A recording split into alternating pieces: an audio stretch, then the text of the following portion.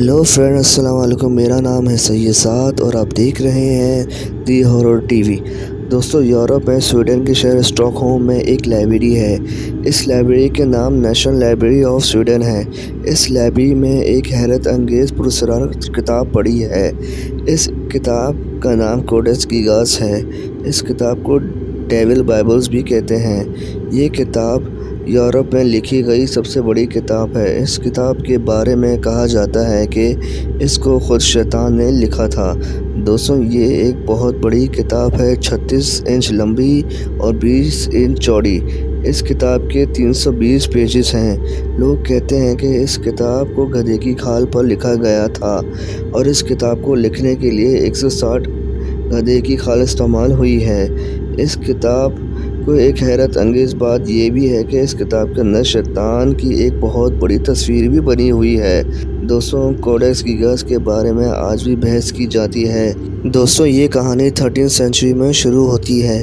कहते हैं कि 1229 में यूरोप में आज जिस जगह चेक रिपब्लिक है, उस जगह एक मोंग रहा करता था।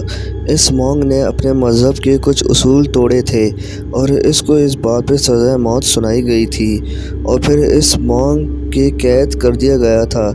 इस मोंग ने रहम की भीख मांगी तो इसको एक शर्त पर माफ़ करने का फ़ैसला किया गया। वो शर्त ये थी कि वो 24 घंटों में एक ऐसी किताब लिखे जिसमें दुनिया भर से मुताल्लिक़ मालूमात मौजूद हो। मोंग के पास और कोई रास्ता नहीं था और इसने गधे की खाल पर यह किताब लिखना शुरू कर दी। लेकिन रात होते इसको इस बात का एहसास हो गया था कि ये ऐसी किताब को 24 घंटों में नहीं लिख सकेगा और फिर उसने ये फ़ैसला किया कि ये किताब मुकम्मल करने के लिए शैतान से मदद ली गई, यानी इसने अपनी रूह को शैतान को बेचने का फ़ैसला कर लिया।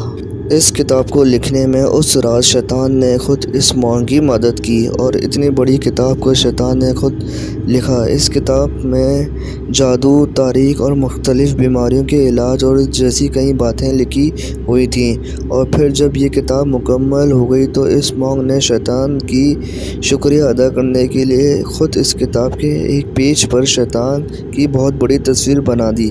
इसके बाद इस मोंग की तो जान बच गई, लेकिन ये किताब दुनिया भर में मशहूर होना शुरू हो गई।